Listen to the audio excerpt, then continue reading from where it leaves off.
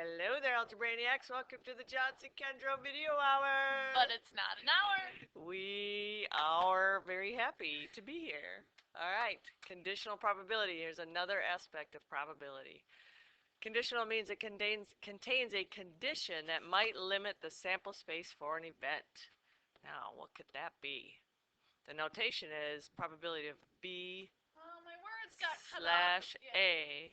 That's a straight up and down vertical line. Yeah, so make sure you draw it that way. Don't do slants, don't do anything else. The probability of a given event. No, it's probability of event B, given event A already happened. I see. Okay, well. So this second event that they list restricts the sample space. All right, here's the formula. Probability of A and B on the top and just the probability of A on the bottom. So notice the given event is on the bottom. Got it.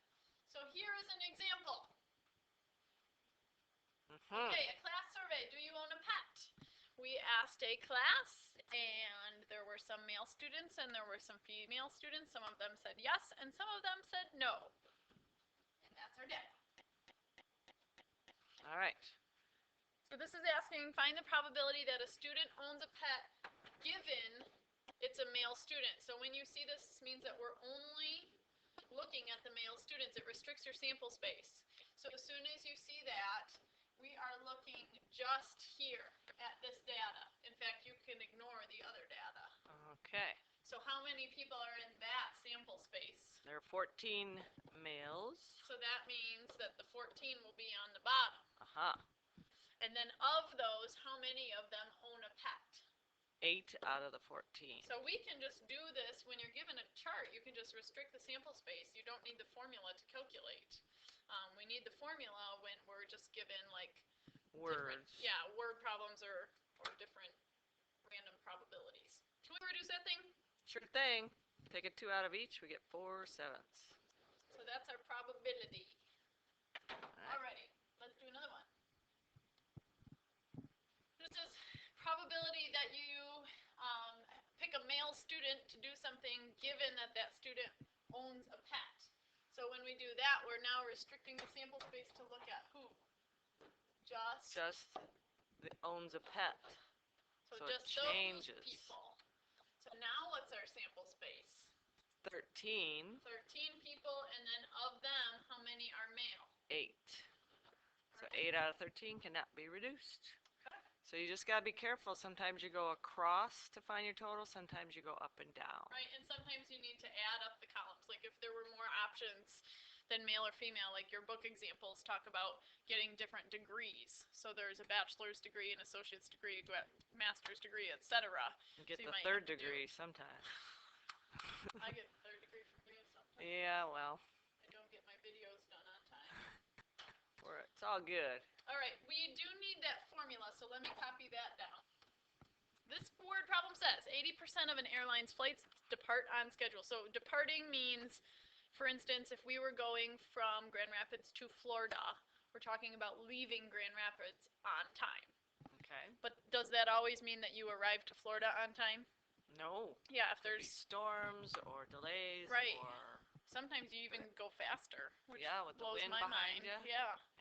Okay, so then it says 72% of its flights depart and arrive on time. So that means doing both, leaving Grand Rapids and getting to Florida at the on time. Scheduled time. On schedule. Find the probability that a flight that departs on time. So that's referring to only the flights that leave Grand Rapids on time also arrives on time. All right. So that's a little confusing, but you gotta, if you underline a few things, a flight that departs on time means that that's what you're choosing from. So let's define our events, and I think that event A is probably going to be the most important one to define first because that's the given condition. That's the thing that restricts the sample space. So what are we talking about that is going to restrict what we're looking at? It's in the last sentence. Only looking at the flights that depart on time. Okay, so we will call that event A departing on time. Okay, and of those, we're looking for ones that arrive on time. Okay. So that's going to be our B event. we are being asked to find the probability of a flight arriving on time given they departed on time. So let's just follow the formula. Probability of arriving, let's do departing because you do that first. Departing and arriving on time. And then what would have to go on the bottom? What's our A? A is just departing. Departing on time. So we should be given all that information. All right, so the top part, depart and arrive, you can see the underlined and. That gives us that number, 72 goes on the top. Should we use percentages? You know, I think I'm gonna change them to decimals. Okay. And then turn them to percents at the end. That works. Okay, so we said that 72%, so as a decimal that would be 0.72. And then on the bottom we want to know just the percentage of, or the probability of things that depart on time. So that's the 80%, so 0.8 will go on the bottom. And then when you divide those things, you should get this, which is 90%. That's really high.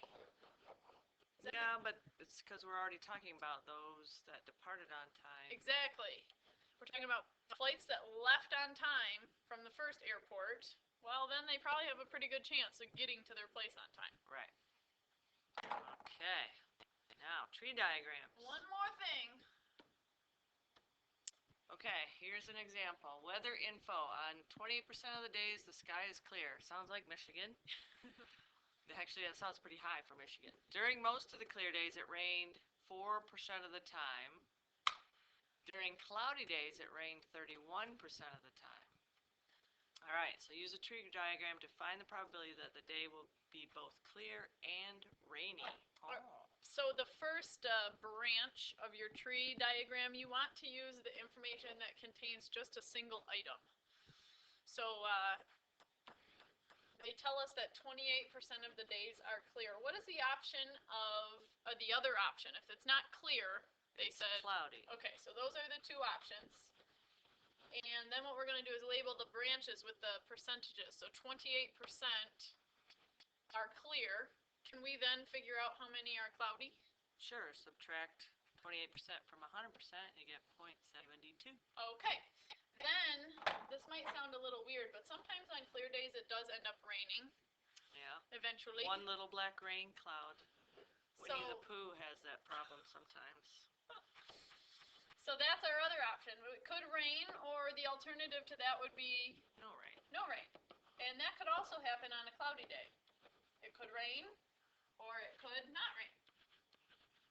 So now let's use the other percentages that they give us to label the other items. All right, so on clear days it rained 4%. So we're talking about clear, we're up here, and then rain 4%, so that's 0.04. That means it rained, not rained 96% of the time. Okay, during cloudy days it rains 31. So that's going to go on the rain branch, and then 69% does not rain. All right, so looking at this, we're supposed to find out the probability that a day will be both clear and rainy. That's different than this? Yeah, because we have to start back here where it's clear and multiply it with the probability of the rain also. So we are finding the probability of clear and rain.